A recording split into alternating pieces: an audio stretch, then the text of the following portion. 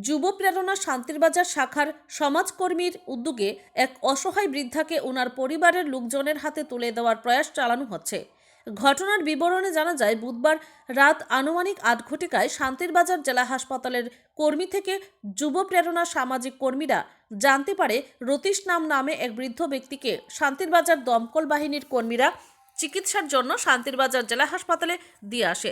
বৃদ্ধের পাশে থাকার মতো কেউ নেই। এই কথা জানার পর জেলা হাসপাতালে ছুটে যান যুব প্রেরণা শান্তিরবাজার শাখার কর্মীরা।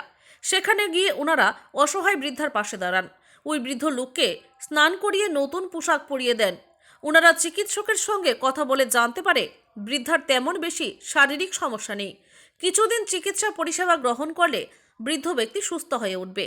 কিন্তু বৃদ্ধ ব্যক্তি সঠিকভাবে ওনার বাড়ির ঠিকানা ও ওনার পরিবার পরিজনদের কথা বলতে পারছেন না। তাই সংস্থার কর্মীরা সংবাদ মাধ্যমের সম্মুখীন হয়ে ওনাকে সংবাদ মাধ্যমের ক্যামেরার সামনে বৃদ্ধ ব্যক্তিকে তুলে ধরেন, যাতে করে বৃদ্ধ ব্যক্তিকে দেখায় ওনার পরিবারের লোকজনেরা জেলা হাসপাতালে বা স্থানীয় থানায় যোগাযোগ করেন। তার জন্য বিশেষ আহ্বান জানান।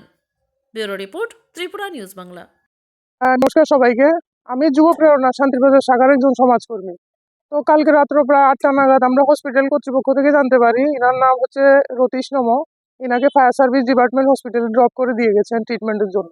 তো এরপর বেসিক যে ট্রিটমেন্ট দেওয়া হলো হসপিটাল থেকে, সকালে আমরা আসি, এসে ডাক্তারের সাথে কথা বলি। কথা বলার পর আমরা জানতে পারি এনার মেন্টাল তেমন কোনো প্রবলেম নেই বা শারীরিকও তেমন কোনো প্রবলেম নেই, শুধু এনাকে বাড়িতে পৌঁছে দিতে হবে। কয়েকদিন হসপিটালে ট্রিটমেন্ট করার পর বাড়িতে পৌঁছে দিতে হবে।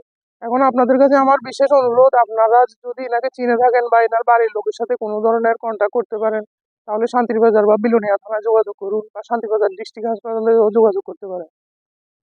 ধন্যবাদ সবাইকে।